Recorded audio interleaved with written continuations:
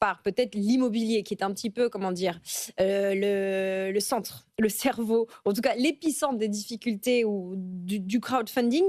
Qu'est-ce qu'on peut dire et comment l'immobilier résume peut-être les difficultés qu'a connues le crowdfunding ces derniers mois ou ces dernières années? Peut-être Florence pour commencer.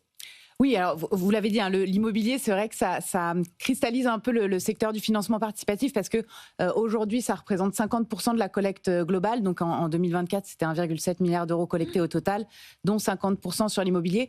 À savoir que depuis 2 ans, l'immobilier perd quand même un peu de place dans l'univers du financement participatif, puisqu'il y a 2 ans, c'était plutôt 70% des volumes collectés. Et j'insiste sur le fait que, en fait, il s'agit d'une crise de l'immobilier.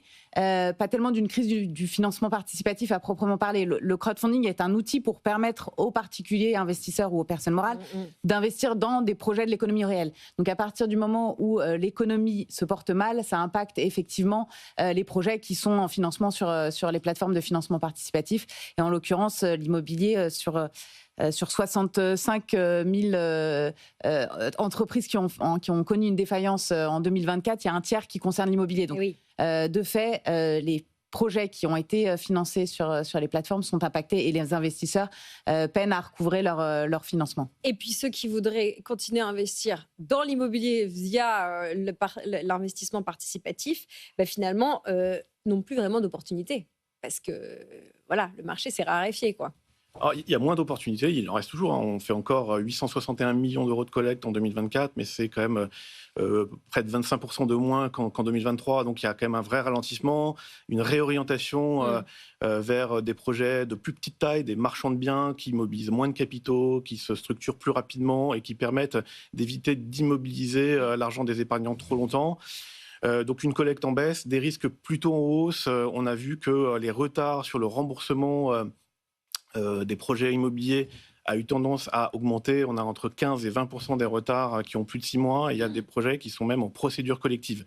Parce qu'en fait, toute la filière de l'immobilier a souffert, de l'accession à la propriété et l'accès au crédit pour les particuliers, jusqu'à la mise en chantier par les promoteurs immobiliers avec des retards administratifs, une pénurie sur certains matériaux.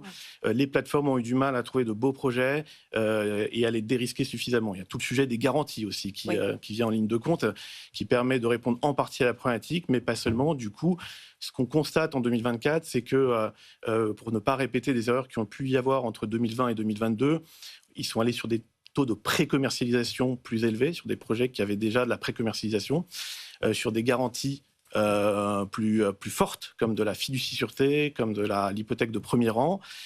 Et certains indicateurs, comme la LTV, ont été regardés d'un peu plus près pour assurer un niveau de risque plus équilibré vis-à-vis des particuliers qui décident d'aller sur le crédit immo.